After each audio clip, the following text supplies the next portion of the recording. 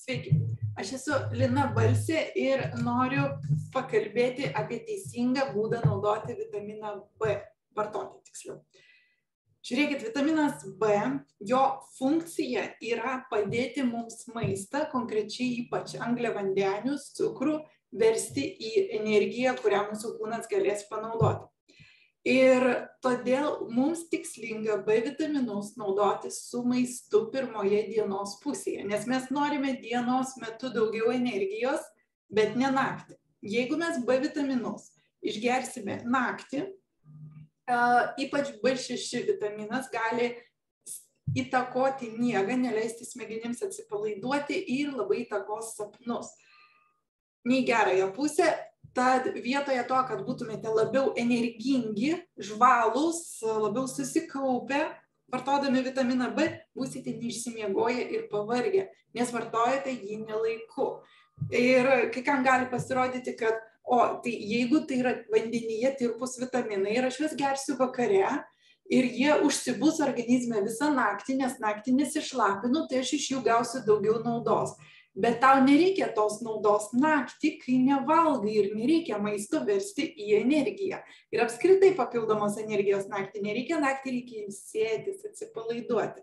Tad B vitaminus geriausias laikas gerti pirmoje dienos pusėje su pusryčiais arba pietumis. Kita klaida, kurią galima padaryti, išgerti juos ant tuščio skrandžio.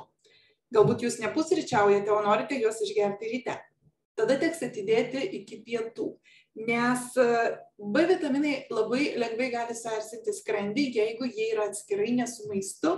Ir mane yra kaip tik supykinę, nes aš išgėriau vitaminus, į kuriuos įėjo B vitaminai. Ta kartą tai buvo kompleksiniai, nebeminėsiu kokios firmos vitaminai, nes tai neturi reikšmės, tai galioja visiems.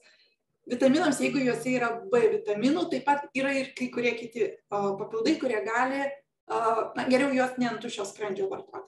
Žodžiu, aš buvau nėščia, ruošiamės valgyti, aš pareigingai išgėriau savo vitaminus nėščiosioms, juose buvo B vitaminų ir mes nespėjome pasigaminti salotų ir jau man jautėsi nelabai smagi, aš skubėjau pradėti valgyti, aš jau valgau, bet pusiaukelėje maisto mane supykina, aš bėgu į vonią, viskas išeina lauk, įsiskalauju burną, pareinu toliau valgyti, nes aš alkana.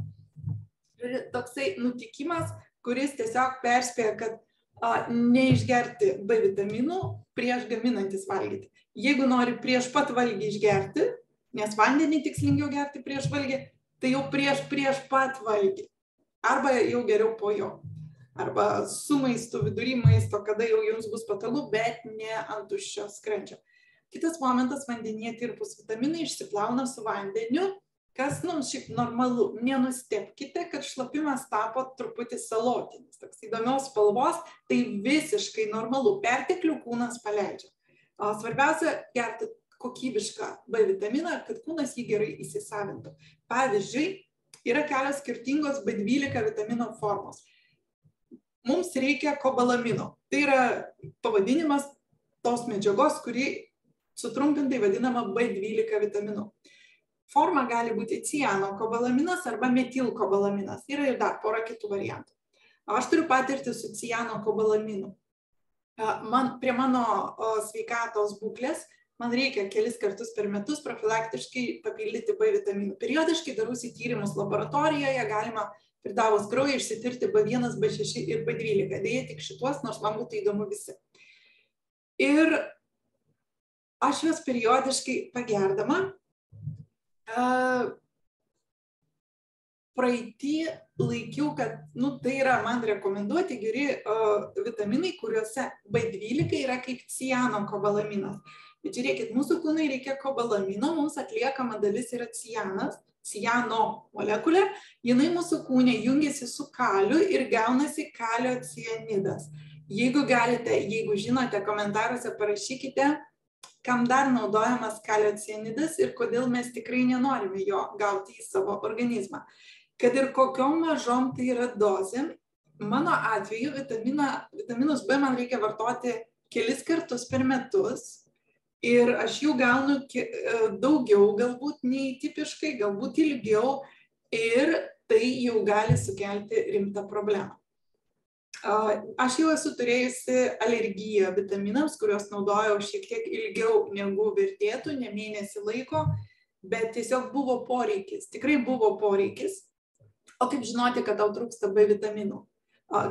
Tų pačių simptomų priežastis gali būti labai įvairios. Kaip sakiau, galima pasidaryti tyrimus iš kraujo, ar trūksta B1, B6, B12. Tai B vitaminų trūkumo simptomai būtų energijos trūkumas, letargiškumas, nuovargis, net iki pusiausvyros sutrikimų, sutrikusi pažintinė funkcija, sunku susikaupti, mieguistumas, taip pat toksai tirpimas, dilgsėjimas rankose ir kojose, galūnėse. Čia jau labai rimtas ženklas, kad nes B vitaminas svarbus ne tik maisto vertimui energiją, bet taip pat ir mūsų visai neurologijai, mūsų nervams. Tad ilgesnį laiką, labai ženkliai stokojant B vitaminų, tai gali netgi privesti iki rimtesnių problemų organizme, pakenkimų sveikatai. Kas gali būti galbūt didesnėje rizikoje trūkti B vitamino? B1 mes labai išnaudojam stipriai karščiuodami, tad turėkite omeny, jis tiesiog reikalingas tiems procesams, kurie vyksta mums sveikstant. Mes galime turėti problemą su B vitaminu, jeigu vartojame labai daug grūdinių ir cukrinių produktų. Taip pat, jeigu turime žarnyno problemą, Krono ligą ar kažką lengvesnio, bet žarnynas nelabai sveikas, nelabai kokybiškai įsisavina maistinės medžiagas. Bet vyresni žmonės, nėščios moterys gali jausti didesnį B vitaminų poreikį. Tiesiog atkreipkite į tai dėmesį.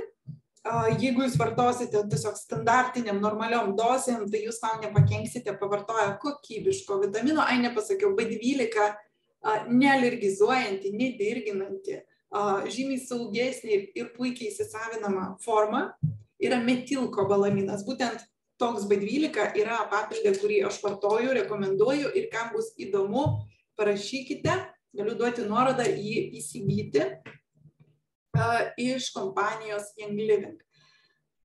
Ir vartosite jį būtinai pirmoje dienos pusėje su maistu. Ta prisiminkime. Taigi, trupučiuką žinių gali leisti iš įprastinių jau praktikų, iš to, ką jau taip ir taip darote, gauti daugiau naudos, mažiau rizikų. Tai nenustebkite dėl šlapimo spalvos. Paskutinis patarimas, paskutinis. Jokiais būdais vandenyje tirpių ir apskritai vitaminų negerkite tuo pačiu metu, kai gersite kavą. Jeigu pusryčiams jums būtinas, neišvengiamai būtinas puodelis didelis kavos, vitaminus atidedam pietums.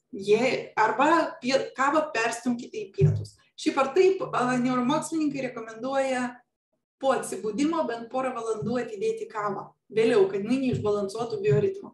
Taigi, ačiū už dėmesį. Jeigu kažką vertingo gavote iš šio video, prašau parašykite komentaruose, ką naujo sužinojote, arba ką buvo vertinga prisiminti ir B vitaminus vartokite rytais. Geros jums dienos, daug energijos ir ramaus miego.